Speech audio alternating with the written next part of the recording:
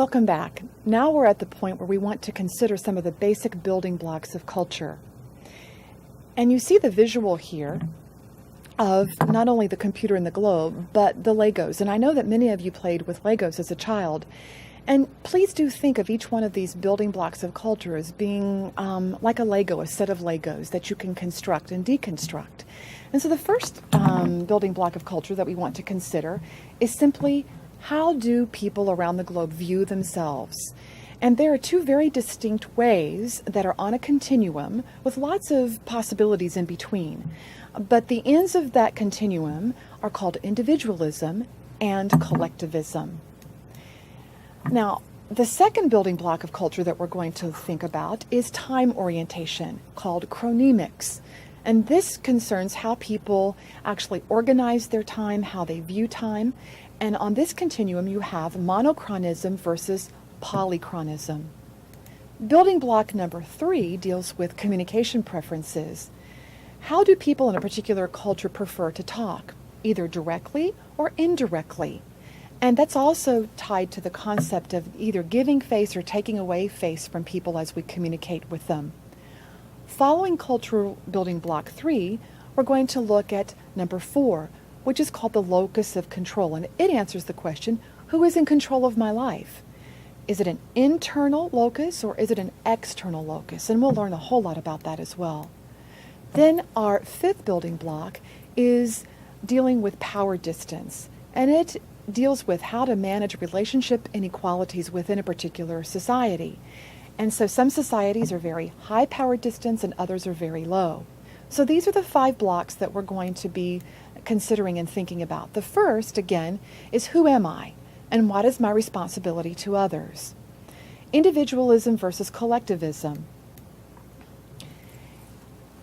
If you come from an individualistic country, such as the United States, that means that people identify primarily with themselves, with the group.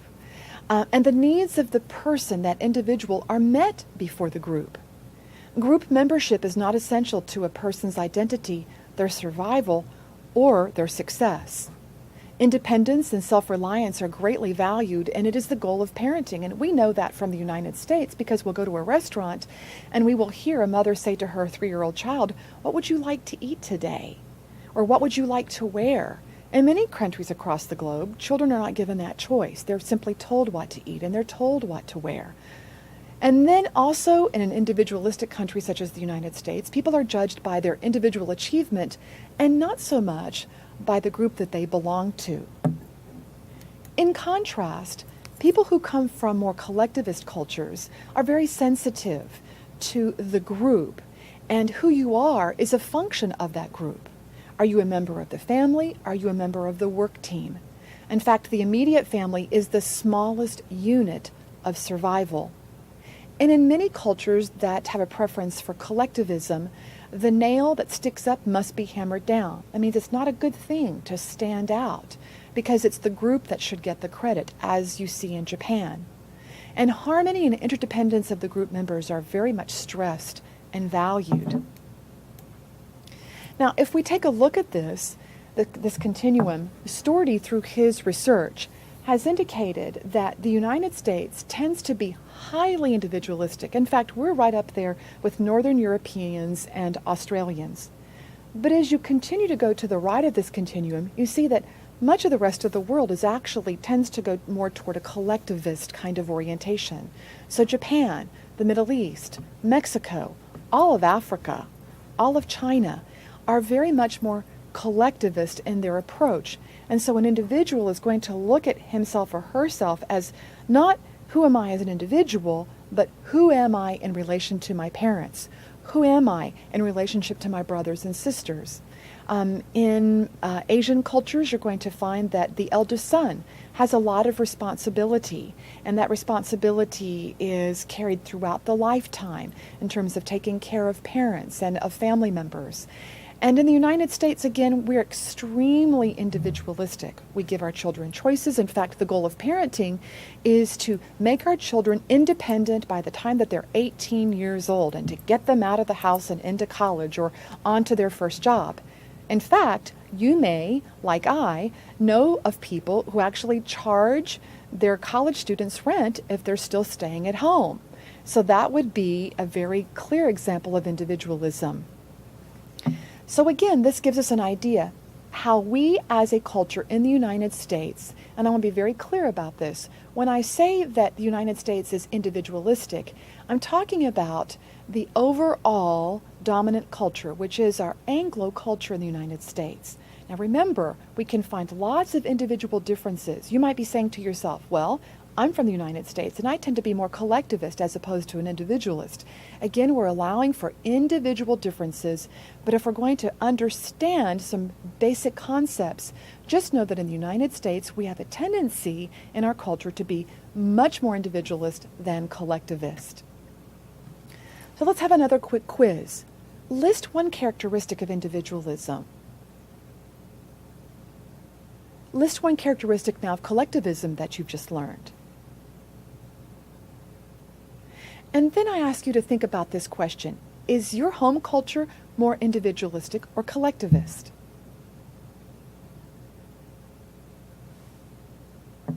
These are interesting things for us to think about. I want to share with you the story of a very fascinating woman that I have just come to know about. Her name is Dr. Bharati Mukherjee, and she is an award-winning author. She is a distinguished professor of English from UC Berkeley, and she's written a number of books, and her bibliography includes a 2002 book called Desirable Daughters and a 1989 book called Jasmine. Dr. Mukherjee came to the United States in 1961 when I believe she was 21 years old. And she came to the States to get an undergraduate degree. And it was the first time that she'd ever left India. And she has written extensively about her life in North America, both in Canada and in the United States. And I think that her life story is a terrific example of the kind of culture clash that can happen whenever someone from a very collectivist culture brushes up against with and interacts with people who are very much different in terms of coming from an individualist culture.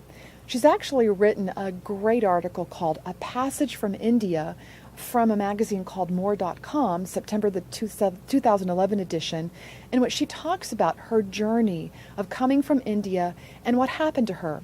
In a nutshell, within 2 weeks of coming to the United States, she met a young man.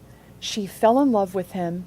He happened to be from Canada, blue-eyed, blonde hair, very different culture. They were married in just a couple weeks. Within 9 months, they had a baby. And after they got married, she actually called her parents. And this is how she talks about her experience of being a collectivist now living in a very individualistic society. She says, quote, "I realize now that I had no individual identity. I was a communal creation, part of a chorus of ascent that traditional Indian culture expected of its children. In India, as in most traditional societies, family is everything, and roles in it are sharply defined. Removing any part, a child refusing a marriage arrangement, a mother leaving the house and finding a job, or a husband abandoning his family and his responsibility to it, has the potential for tearing everything down. In Calcutta, now known as Mumbai, I had been the dutiful daughter, which meant that my father had made all the decisions, big and small. And these decisions were made on my behalf, and I simply obeyed. Now, when she married this blonde, blue-eyed Anglo student without telling her parents, what happened as a result of her love marriage? She says, quote, my father had to endure extreme humiliation and criticism from our community in India for failing to control me. Worse, my rejection of age-old tradition drove away the bridegroom candidates my father had lined up for my sister. Now, who would think of such a thing? But in her home culture of India, moving from a collectivist mentality to an individualist mentality was such a huge part of culture shock. And Dr. Mukherjee has written numerous books since then about her cross-cultural, multicultural experience, both in Canada and the United States. So this is a first look at cultural building block number 1.